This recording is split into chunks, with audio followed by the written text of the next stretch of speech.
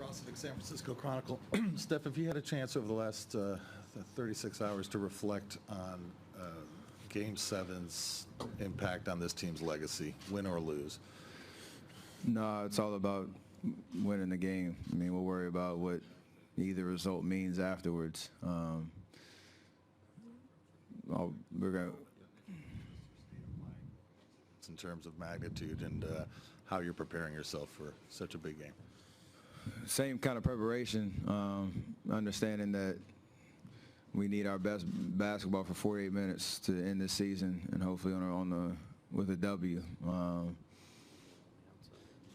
I don't feel any extra pressure, which is good. I just understand and want to enjoy the moment, because growing up as a basketball fan, you kind of put yourself in so many Game 7s to win the finals kind of situations and playing with your friends and stuff, and this is my first crack at it, so excited about it. I understand we've had 2 subpar games and we need to make a couple adjustments, but we are capable of doing that, and a resilient basketball team that is ready for this opportunity.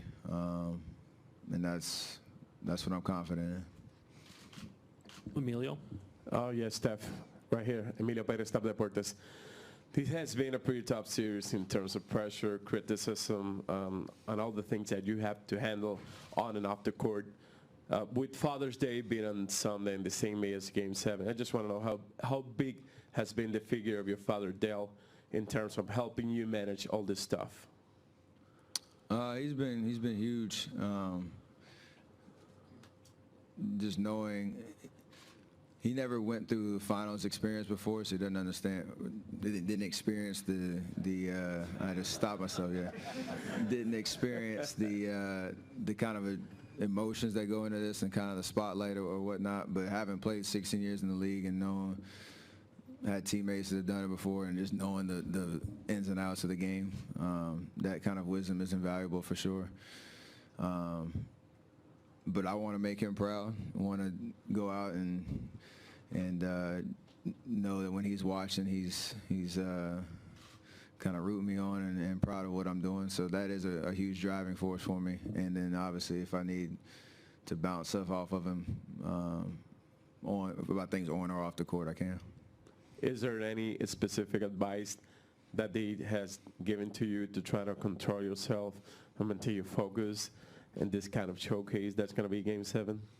No, just what he has said and what he would say was just be yourself, and you can be fine with that. There's a reason that we're here. There's a reason you're in the situation. Don't need to change. Don't need to do anything special. Just be yourself, but play hard, and just have the right intentions about what you're doing on the floor. Usually things work out. Carl, next seat over. Steph, with the way you guys run your defensive switches, it seems like in the last couple of games anyway, you're getting put in some rather awkward situations where you're having to guard LeBron or Tristan Thompson. I mean, and actually, it looks like they're doing the same thing with Kyrie. I mean, are you having to work extra hard on defense because of the switching? And how do you compensate in this final game? Only thing is just got to stay out of foul trouble. That's the only thing I need to worry about. The kind of schemes they're doing to put me in screen and rolls or to try to isolate me against bigger guys hasn't really hurt us that bad, except if I get into foul trouble. I mean, we looked at the numbers and stuff, and I mean, my one-on-one defense, I think I can hold my own in those situations, especially if it's ISO situation and clock's running down or whatnot. Comfortable in that position, and as long as I'm on the floor, I think we'll be all right. Mm-hmm. So I would assume that, with that being said, you will maintain your same style of defense and maybe not, like stay at home on one guy. No, I have to lend support. If I'm guarding the guy setting the screen, we have certain principles of how I'm supposed to guard that. If it requires a switch, then we do it. That's kind of my game plan, and just not foul. Lowell Cone, Santa Rosa Press Democrat. Stephen, after Game 6, Clay said if you don't win the championship, the season will be a failure. Do you agree with that sentiment? Yeah, pretty much, because I mean that was our goal from the beginning. We're here on Game 7 with a chance to do it. We've had 2 chances already and haven't gotten it done. 48 minutes to do it. So if we come up short, we'll all be very, very, very disappointed. No 2 ways around that. Thank you. Michael in the back.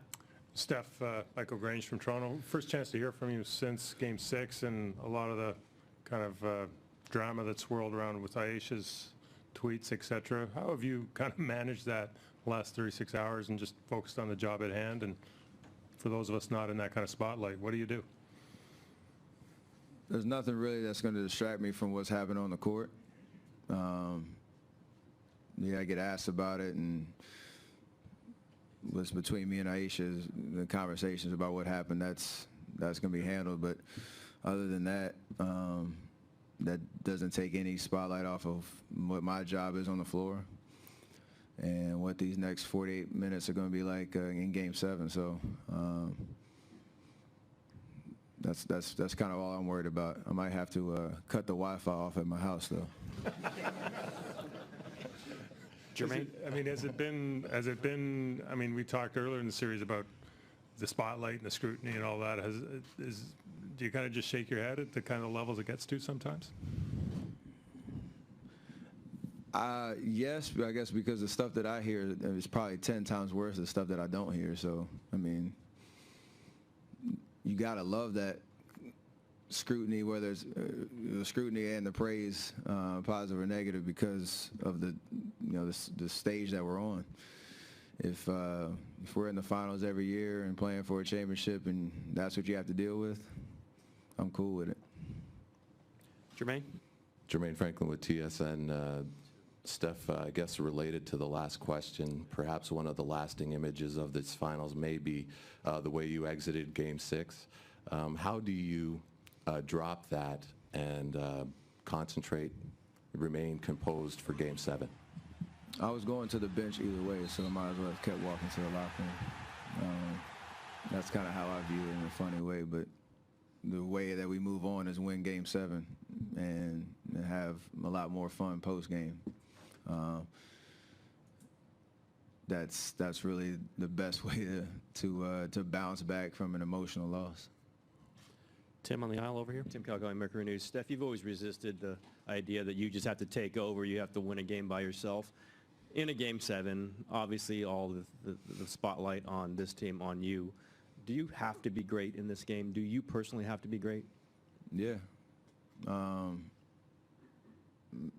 I need to play my best game of the year, if not my career, because of what the stakes are. So that doesn't mean score 50 points, though.